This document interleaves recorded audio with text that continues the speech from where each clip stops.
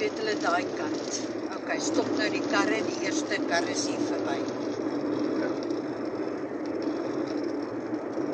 So hy klop gaan dink, nou kan ons ry.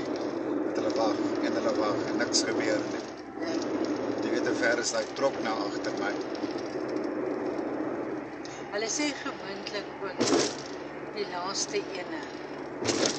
Laaste 2, 3 moet dit lyk.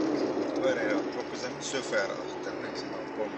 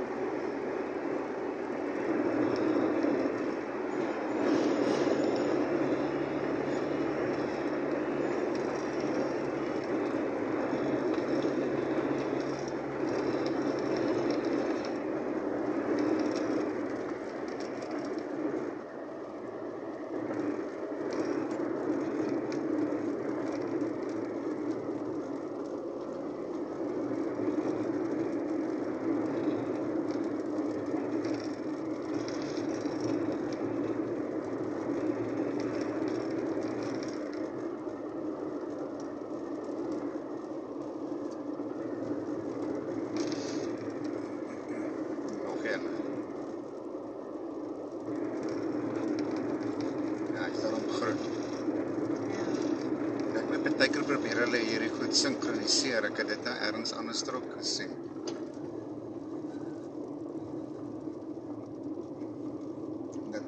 Dat jy basies van een na die volgende almal groen in 'n ry kry.